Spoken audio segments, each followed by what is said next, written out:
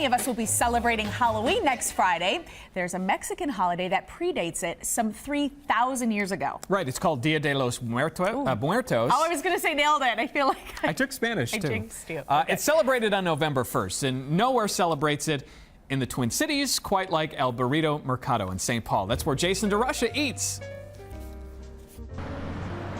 It has become a St. Paul landmark, but the story of El Burrito Mercado begins with a tiny little market 35 years ago. It was a little 800 square foot grocery store. Melissa Silva Diaz is the co-owner of El Burrito Mercado.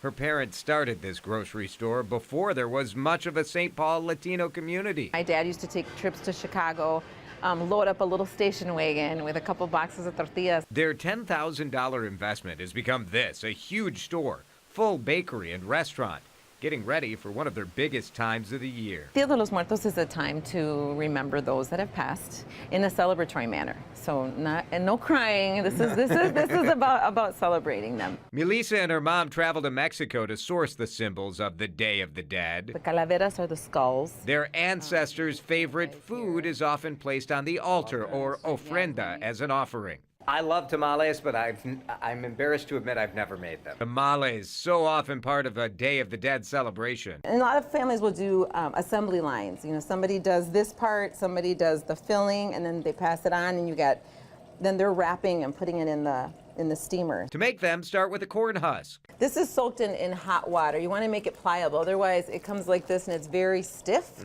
Then the masa, a dough made from ground corn. You could make your own masa, right? You can make your own masa. And you use this? And you use that, or you can come and buy the masa prepared like this. Next, you fill it up. Filling, my favorite is the chicken in the salsa verde. And you just do a dab of that. And you can do different fillings. You can do beans and cheese, you can do vegetarian. And then you fold it over. Melissa had me try to assemble a tamale. This never goes well. And it's pretty easy, actually. The tamales are steamed for a couple of hours and pronto. I will confess that the first time I had a tamale as a high school kid, I just went in, took a bite, and I thought, this is the worst food ever. Why do people like it? Yeah, don't forget to take that corn husk off. All right, here we go.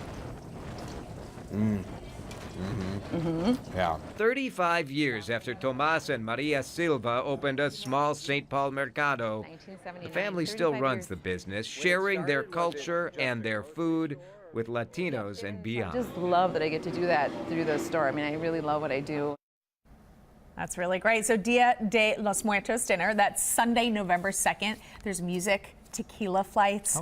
They have a sugar skull decorating contest, $40 per person. Cool. And Melissa and her mom teach that tamale class 2 sessions later this month. All the details are at WCCO.com.